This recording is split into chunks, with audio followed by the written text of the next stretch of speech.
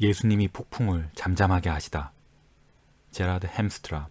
바다에 큰 놀이 일어나 배가 물결에 덮이게 되었을 때 예수께서는 주무시는지라. 마태복음 8장 24절 말씀. 예수님은 하루의 대부분을 사람들을 가르치며 보내셨습니다. 이날 또 많은 무리가 예수님의 말씀을 듣고자 호숫가에 모였습니다. 하지만 예수님은 제자들에게 무리에서 떨어져서 강 동쪽으로 가자고 명하십니다. 이 말을 듣자 제자들은 언제나 주님을 섬길 준비가 된 배에 주님과 함께 다 탑니다. 주님을 따르는 여러 사람들은 다른 배를 타고 호수를 건넙니다. 그리고 주님은 배 안에서 잠이 드십니다. 예수님의 제자들은 참으로 큰 복과 명예를 받은 사람들입니다. 왜냐고요?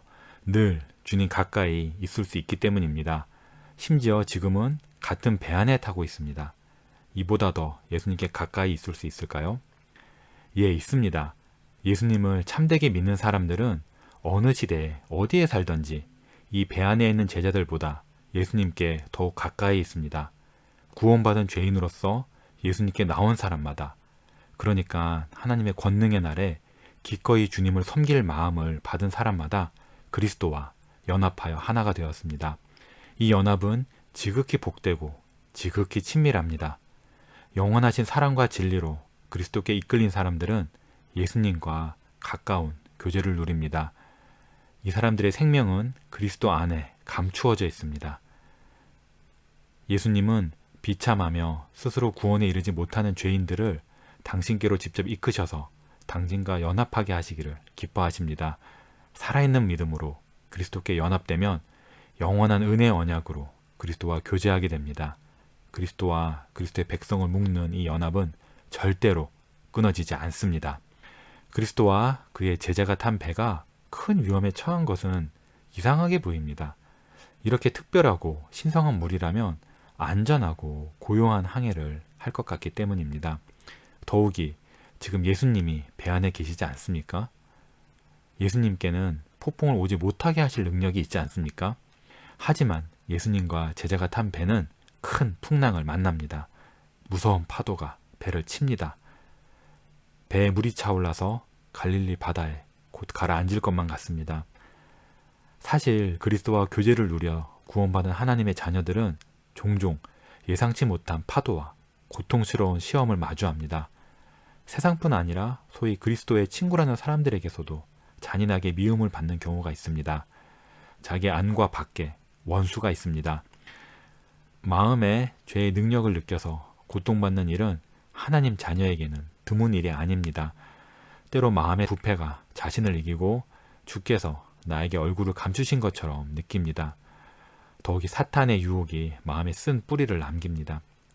악한 자는 우리의 믿음 없음을 이용해서 우리에게 포기하라고 유혹합니다. 다시 갈릴리 호수의 폭풍을 봅시다. 풍랑이 매섭지만 예수님은 잠들어 계십니다. 예수님은 자신을 따르는 제자들이 이렇게 큰 곤욕을 치르는데 왜 자고만 계실까요? 왜 그들이 무슨 수를 써도 해결하지 못하는 상황에 이르게 하셨을까요? 왜 그들을 보살피지 않으실까요? 예수님은 그들을 보살피지 않으시는 것이 아닙니다. 진정 보살피고 계십니다. 예수님은 제자들 보살피시는 일을 한시도 쉬신 적이 없습니다. 예수님이 주무신 것은 예수님의 지혜입니다. 예수님은 제자들을 깨우시기 위해서 주무신 것입니다.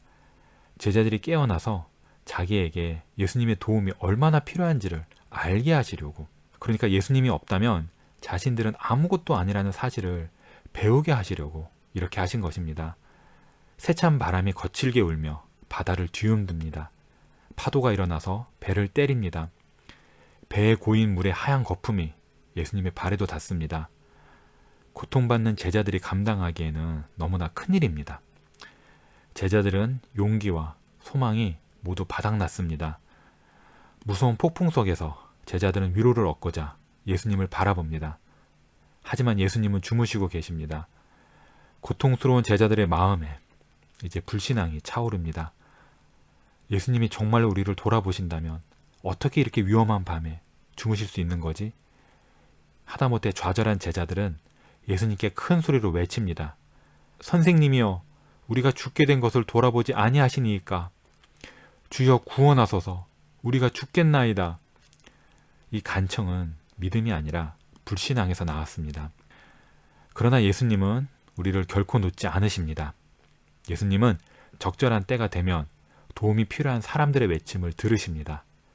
예수님이 깨어서 일어나십니다. 그리고 제자들을 꾸짖으십니다. 어찌하여 무서워하느냐? 믿음이 적은 자들아. 우리가 예수님께 가까이 있다면 두려워할 이유가 전혀 없습니다. 제자들은 예수님과 같은 배에 타고 있기 때문에 결코 망할 수 없습니다. 예수님은 제자들을 꾸짖으시고는 거친 바람과 풍랑 있는 바다를 바라보십니다. 그리고 풍랑에게 잠잠하라고 명하십니다. 잠잠하라, 고요하라. 이렇게 예수님은 당신의 도움이 필요한 사람의 친구이신 것을 증명하셨습니다. 예수님은 사람의 입으로 말씀하셨지만 그 말씀에는 하나님의 능력이 있습니다. 그러니 이런 예수님과 연합하는 것이 얼마나 큰 은혜입니까? 이런 주님과 교제하는 것이 얼마나 큰 위로입니까? 예수님은 당신의 자녀가 이 땅에서 순례길을 가는 동안 견뎌야 하는 모든 폭풍을 다 잠잠하게 하실 수 있습니다.